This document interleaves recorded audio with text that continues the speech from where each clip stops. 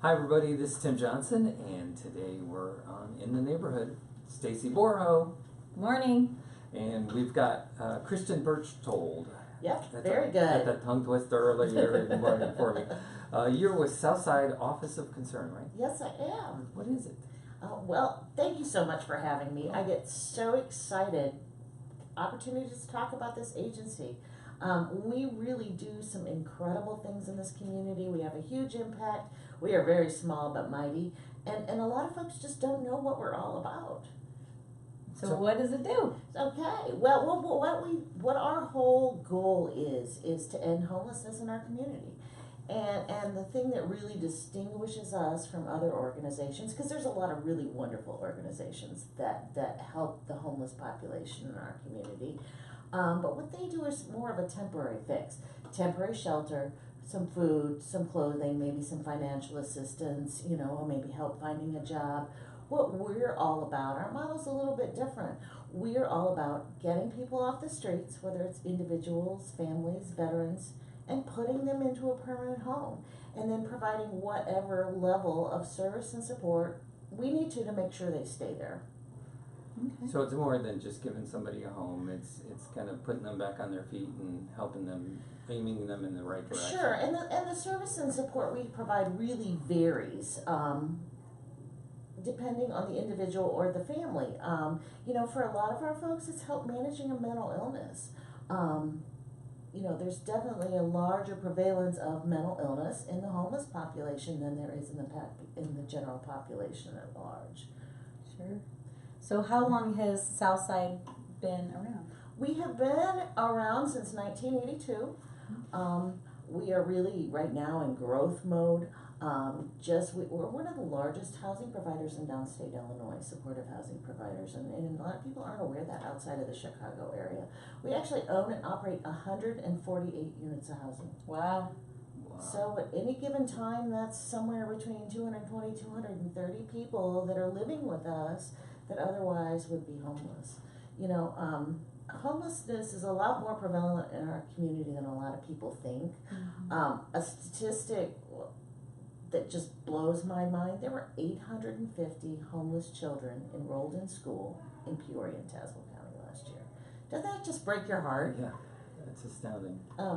We expect kids to be able to learn and grow and succeed, and how can they do that? You know how stressful it is on a family to be homeless, not knowing where you're going to sleep that night, not having your own bed. Mm-hmm. Or their next meal. Right, exactly. So how do you find these people? How do they come to you? Obviously we are part of an organization called the Heart of Illinois Continuum of Care. It's really hard to say, Continuum of Care. It's basically a coalition of all the organizations in the area that provide some sort of service to the homeless population. So obviously we all work together closely, kind of a systems, big picture approach, and collaborate. So lots and lots of referrals from other agencies, obviously. The other thing that we're really, really proud of is we just started within the last year a homeless outreach program, and we currently have 3 full-time people on staff that their job is just to go out and outreach to the homeless population, go where they tend to congregate, see what they can do to improve their lives in the short term. Do you need water, food, those kind of things? Now that we're moving into cold weather, do you have a coat for the winter? Dry socks, huge thing.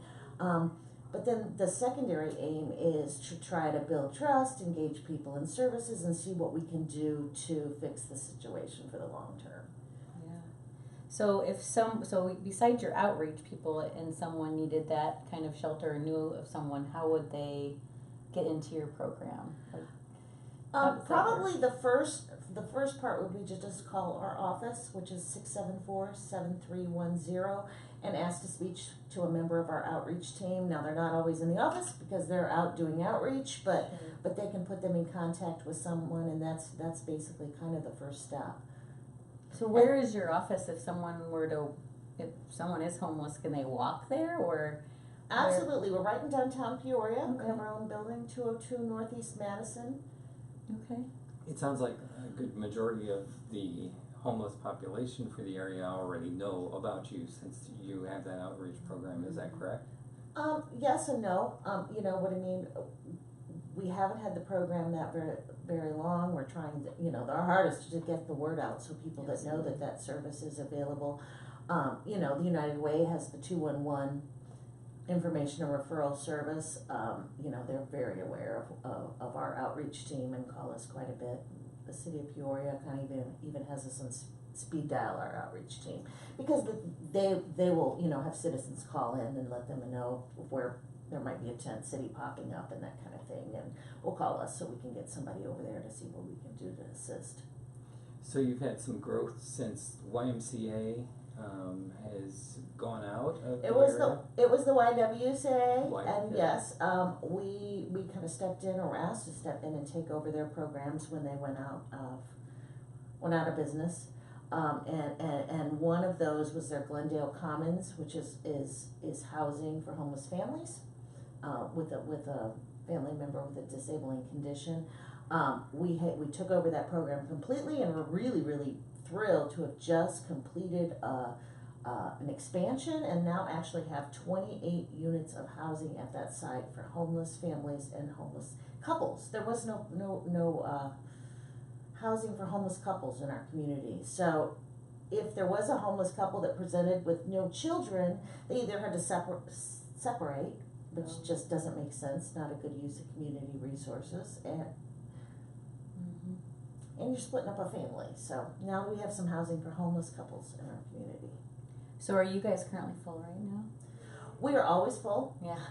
We have a waiting list typically.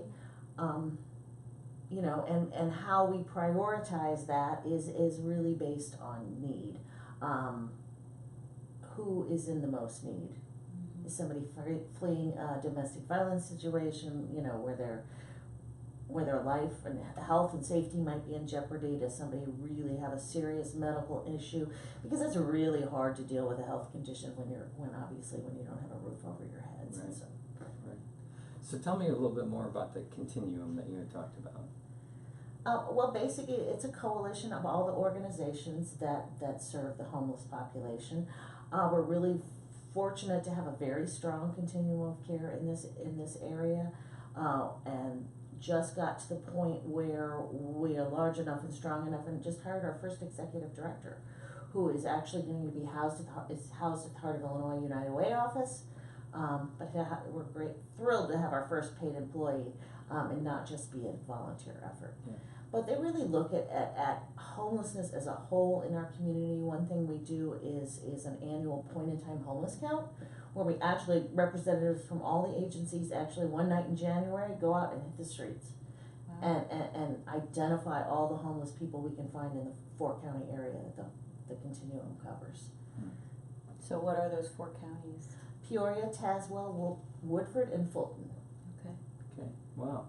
We've heard from a lot of different charities in the area and how they're starting to work so much better together than they were in the last 10 years. And it's nice to hear that they're actually coming together and organizing between them to be more efficient. Yeah, and the Continuum of Care has been around, I don't want to say how long, because I'm not exactly sure, and I don't want to give the wrong information, but for a very long time.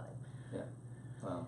So driven by volunteers, what do you need volunteers for, and how can someone look into volunteering with you guys? Absolutely.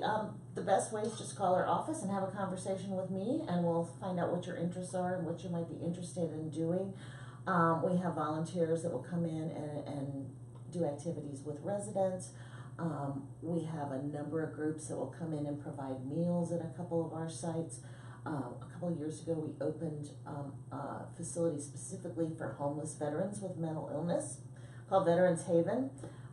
It's a short-term transitional facility, the whole idea being to get these guys off the street, someplace safe and warm, and help them start managing their mental illness and then moving them on to another permanent housing situation.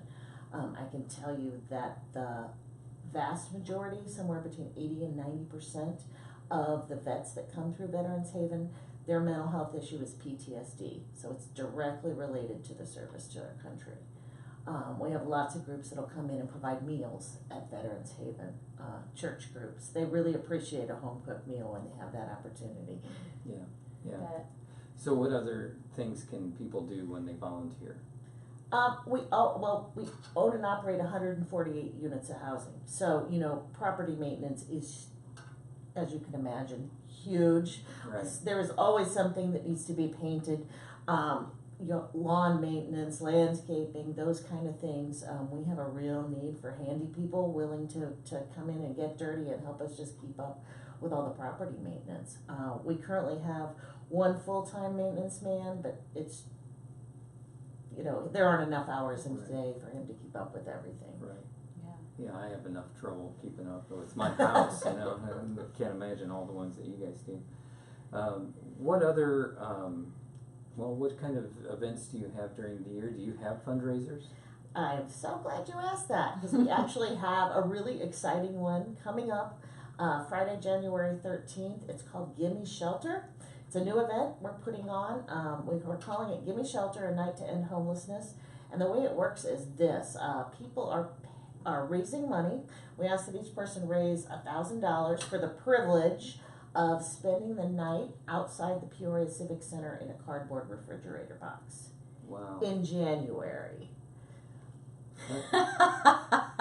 You guys should do it. Definitely. The freezer at Costco, I won't go in there. I have difficulties with cold, I understand the idea. It's, very, very much so.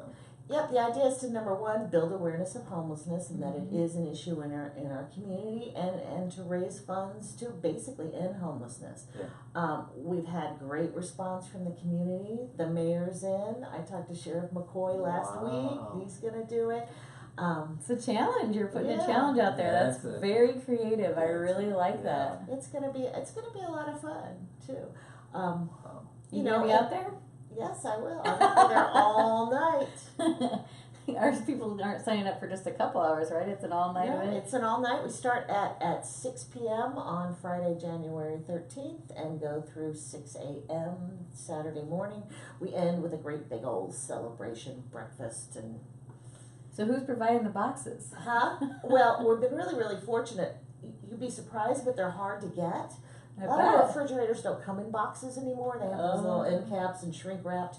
But we're really fortunate that Sherman's has a regional distribution center right here in Peoria, and so they've been kind enough to save them for us, and we go over and pick them up. I think we've got about 70 something now. Wow. Wow.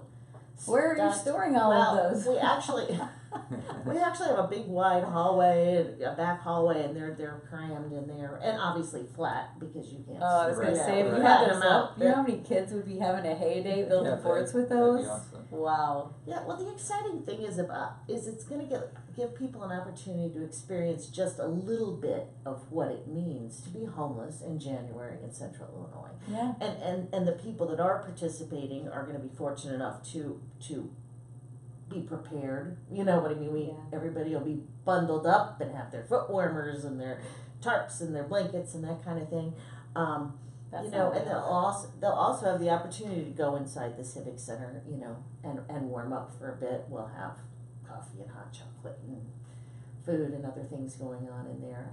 We're going to try to do a few educational presentations throughout the evening about homelessness in our community, the impact it has on our community, the ways of dealing with homelessness, those kind of things. So it's not just a fun event to raise money. The whole point is to build some awareness and do some community education as well. Absolutely, because I know we've heard the average age of a homeless person in our area is 8. That's the 8. same. Yeah. Yeah, that's sad, isn't it? That's very heartbreaking. It is. And one of the primary cause of homelessness in our community and anywhere is just a lack of affordable housing. If you are a single mother working a minimum wage job, you have to work like 74 hours a week, or just to afford a basic apartment. So, they say no one should spend more than 30% of their gross income on housing. Then that's all costs associated with housing. That'd be insurance and your utilities and everything that it costs you to live somewhere.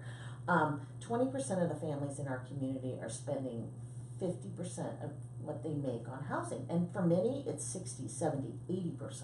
Yeah. So as you can imagine, that's just not sustainable. You're basically one car accident or family illness, or your kids get sick, you can't go to work for a few days, you lose your job.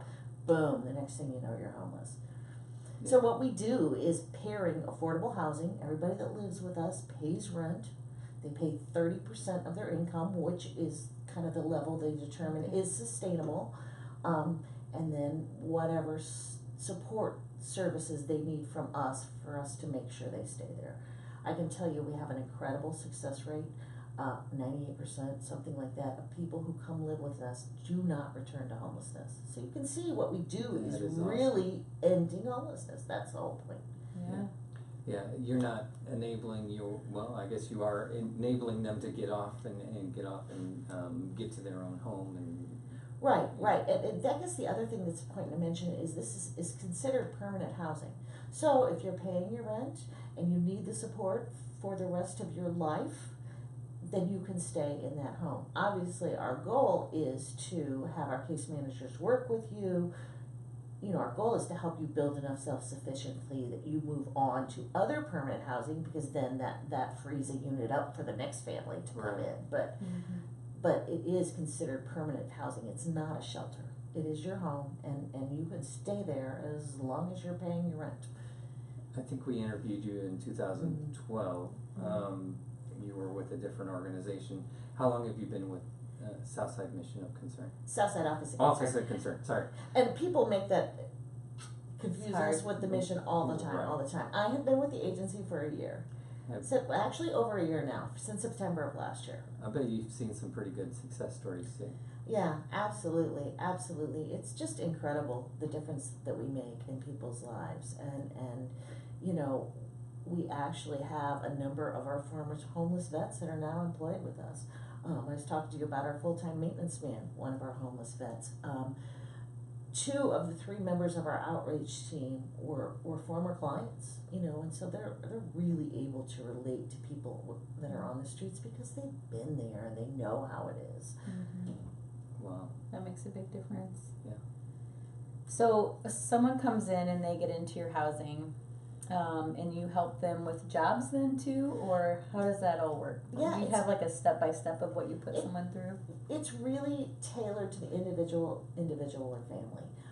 It just depends on what they need.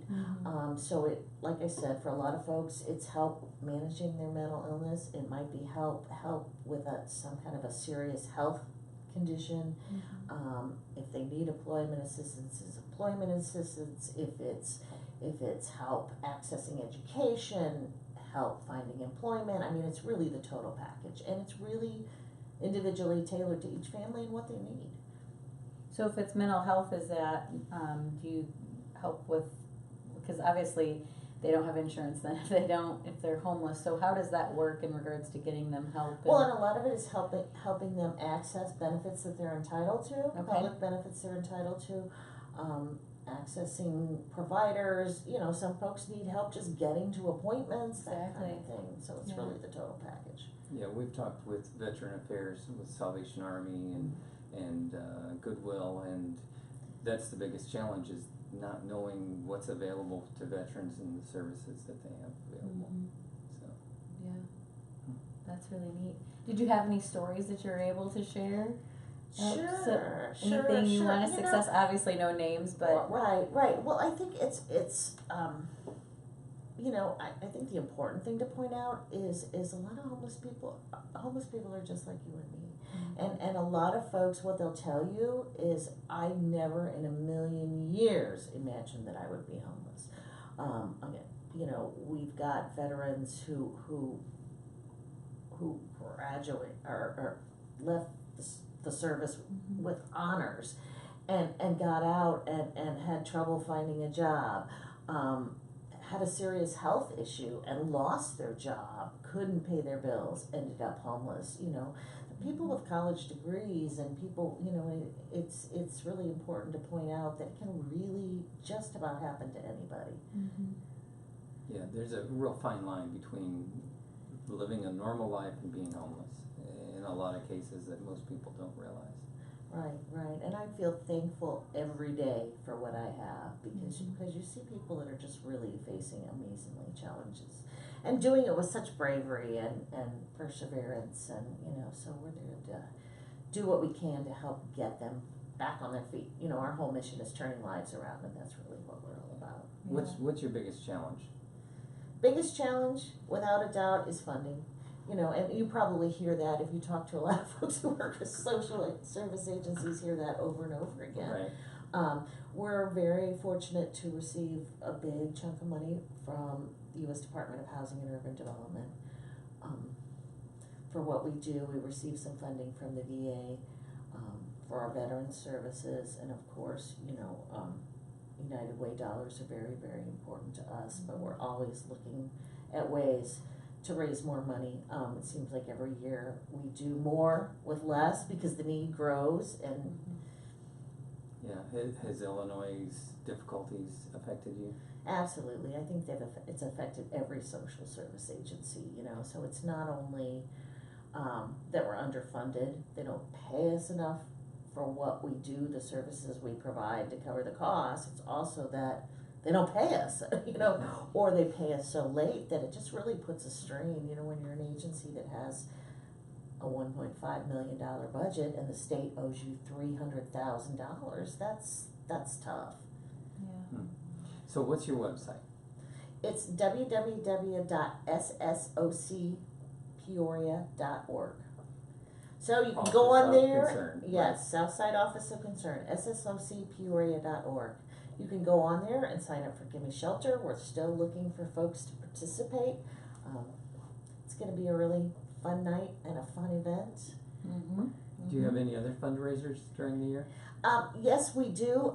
We do a murder mystery dinner. I don't have we're looking at probably April 28th for that this year. But That just sounds an fun. opportunity to folks to come out and participate in a murder mystery and have a nice dinner and help the Southside Office of Concern at the same time. And again, if somebody's really interested in being involved, Oh, definitely. Go to our website. There's a volunteer link to sign up on our website, but you can also call me at 674-7310, and I'd love to talk to you and see if we can hook you up with an opportunity. what's your job title? I am Director of Development. So I take care of marketing and fundraising. Okay. It sounds like an interesting job to have. It is an interesting job. It is really a great organization. Well, great. We're here talking with Kristen Berchtold of Southside Mission. Or Southside, I no, you I did. can't believe it. Everybody does it. Southside Office of Concern. I think of Office of Concern, and it sounds like a British something they'd have. It's the Office of Concern. Anyways, yeah. The name is really misleading too, because you know we really operate throughout Peoria. We're active across the river, East Peoria, Pekin. All four counties. Right, we are really much more than the south side of Peoria. Yeah. Great. Well, again, Southside Office of Concern with Kristen Berchtold, and all the services that they provide. You're listening to In the Neighborhood on PeoriaLife.com and WPEO. Thanks so much. Thank you. Thank you.